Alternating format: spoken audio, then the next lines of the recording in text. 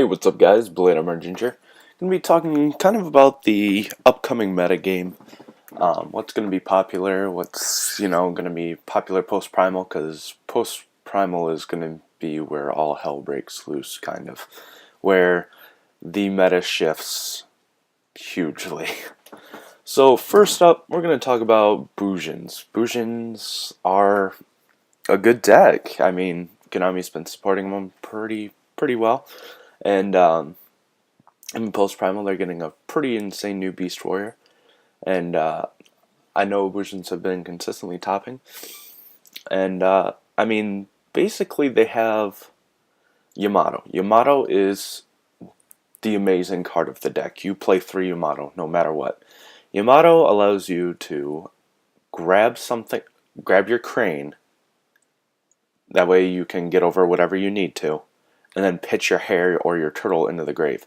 So basically, it is a consistent Stratos grabbing and pitching stuff to protect your Stratos, which is pretty insane. So, and then their next Beast Warrior, basically you banish a Bujin monster, then you special summon it. Well, then Arasuda's effect will kick in when a Bujin monster is banished. You can special summon it. Then you still have your normal summon, which allows you to get an Exceed, and I believe it lets you, it's detached to summon one of your banished Bujins. So, pretty crazy. And yeah, Bujins are still going to be very good. Yamato is just an insane card. If they ban Stratos, I don't see why Yamato hasn't been hit yet. Obviously, it's because they're still pushing the archetype. So, Bujin's going to be pretty popular. Next format. Next up, Sylvans. I am a Sylvan player. I love this deck. Sylvans get a lot of insane support.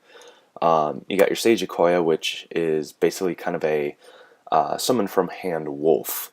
Basically, when a Sylvan is sent to the grave, except during damage step, just boom, comes out from your hand. And then when it's excavated, you add a Sylvan spell / trap, so you can recycle your Mount Sylvanias if you play Sylvan Blessing. But most importantly, your Sylvan Charity, which is basically the graceful charity for Sylvans. It's draw 3, reveal 2, including 1 Sylvan, put those on top of the deck. If you don't have any Sylvan cards, you reveal your hand, put it on the deck in any order. You can chain Mystical Ref Panel and leave your opponent without a hand. Pretty dirty. But as you can see, Sylvan Sage Ikoya is a level 7, so Sylvans are going to have access to rank 7s, which are some of the most powerful Exceeds in the game. It's quite crazy. So Sylvan's going to be pretty prevalent next format. Next up, Artifacts. Artifacts are crazy. They're just as crazy as Sylvans, Boojins, Madolches, and stuff. Basically, it's self-destruction of their own back row. Whereas their Exceed basically negates the effect and makes it destroy a spell or trap that your opponent controls. So it makes it so they have to destroy one of your artifacts. Freaking Malevolent Catastrophe, when your opponent attacks and then you summon 4 artifacts, get all their effects, and draw 1 because of their stupid little draw card. Yeah, artifacts are pretty good.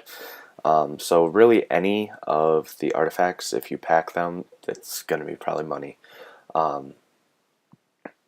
The only thing that hurts artifacts are Banishment, Different Dimension Ground, Evil Swarm Ophion, which I will get to later, because I would feel that Evil Swarms will be gaining popularity. But artifacts are going to be pretty crazy post-primal. Next up, we got Madolches.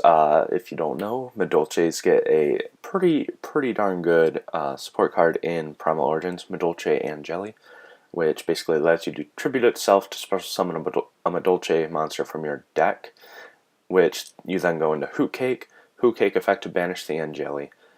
Then you summon your Messengelato from your deck, and then you get either Ticket or your field spell. Pretty darn good setup. And then, of course, Madolche Queen Tiramisu bounces things back into your opponent's deck, and it doesn't target. Really freaking insane. Insane Exceed. but it is not generic, so it's not as scary where you have to actually play the Madolche archetype in order to get it out. But still, Madolches are quite an explosive deck. They do have the power to OTK and such. And it's just a really solid deck, and we're going to see a lot of it next format. Next up, Battling Boxers. Now, this is a very budget deck, but it is a very good deck. They're getting some pretty insane support as well post-Primal. They're getting Battling Boxer Shadow, which, if you can detach an Exceed material from one of your Battling Boxer monsters and special summon it. It is a level 4, 1800 attack. And when an Exceed material is detached from Lead Yoke, it gains 800 attack. So pretty crazy. They're also getting a new Exceed, which definitely helps with OTK ability. It's I think it's number 79, I believe is the number.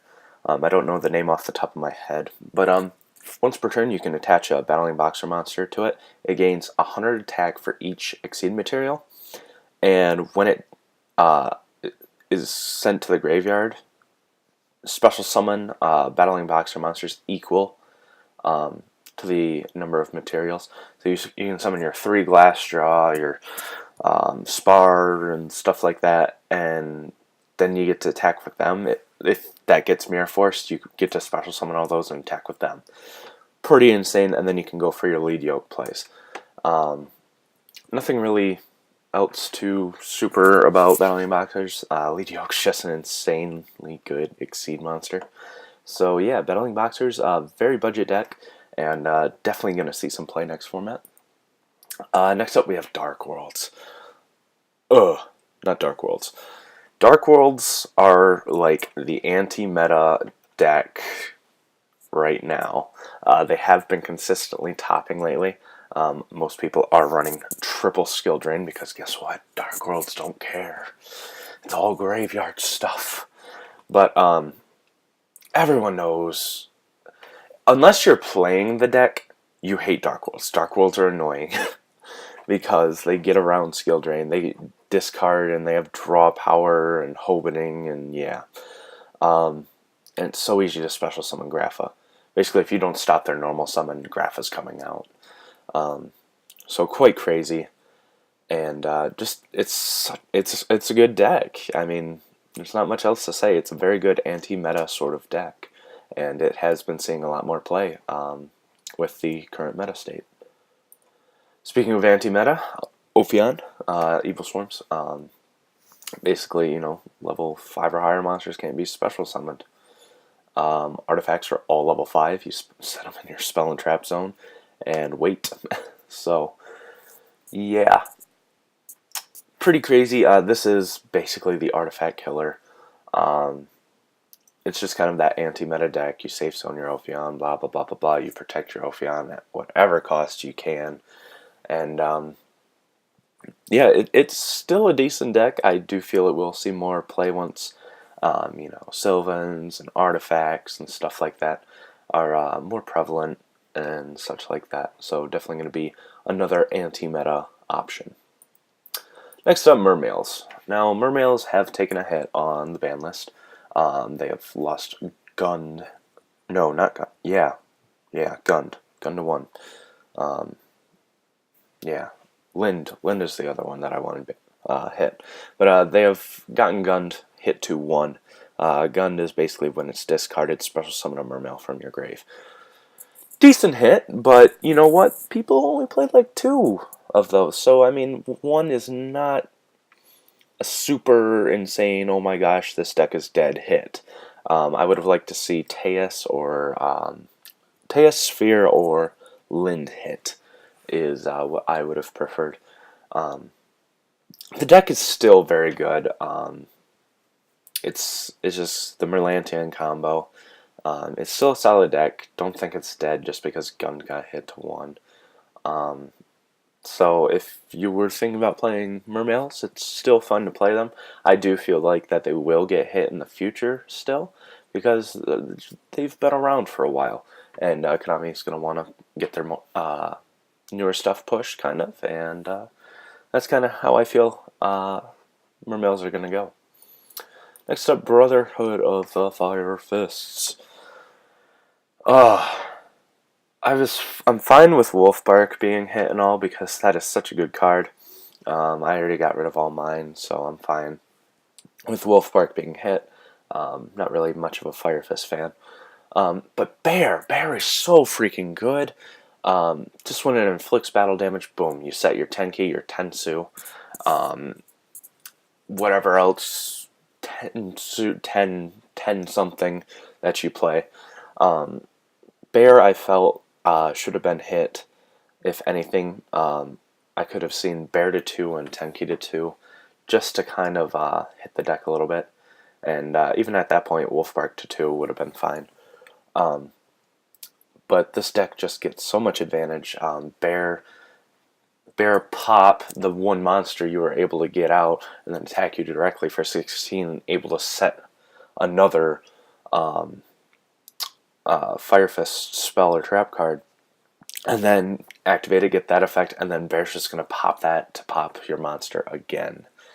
It's insane how much advantage this deck can generate. I don't think it's dead. People are just going to adapt to one Wolfbark and figure out other things to play.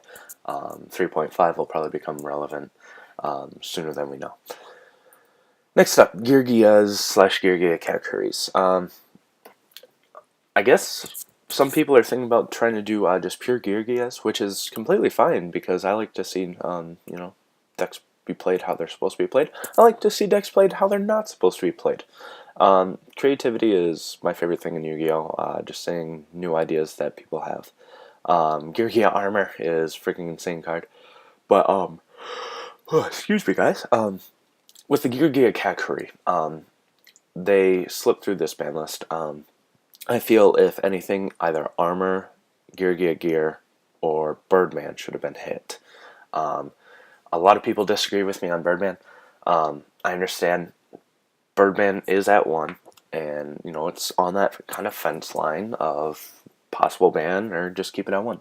But if you look at it, what do Geargia players do? They get their armor searches, they get their Geargia Gear, they go for Geargia X. What do they search for off that Geargia X? They grab their Birdman, they bounce their Accelerator, they summon Birdman, they summon their Accelerator back, they go for Beret effect, boom, sync with a Geargia, Burrito, and just shenanigans. Not Gear. Birdman is what starts the madness. Or you could actually say that Gear Gigant is, the start of the madness. But I feel that Birdman is the one that needs to be hit for Geargia Katakuris, and that will kind of convert everything over to people starting to play just Geargias instead of Geargia Katakuris. And last but not least, Beals of the Diabolic Dragons. This is coming out in Premium Gold, which today is Monday. Comes out in 4 days. I'm not sure what the date is. I think today's the 25th. So, coming out in a couple days. Beals is a pretty darn good card.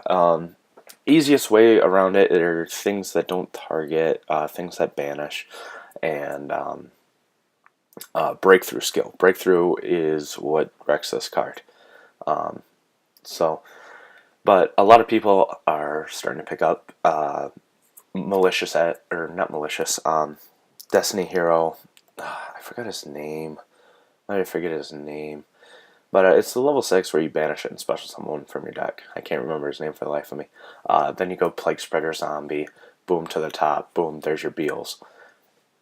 It can spit out Beals quite fast. It's not even funny. So picking up, high rarity Plague Spreaders, or I think it's not Malicious. You know what the Destiny Hero is.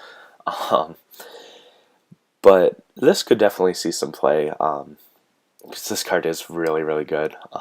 If you don't know what its effect is can't be destroyed by battle or card effects, which is crazy in itself. Especially having 3,000 attack and 3,000 defense. When you take damage from an attack involving this card, or from an opponent's card effect, this card gains attack equal to the damage. So it keeps boosting itself up. This is an absolutely insane Exceed. You can splash Plague Spreader in just about anything. I might even splash a Plague Spreader in my Sylvans, because it also helps the Sylvan engine, putting a Sylvan to your top.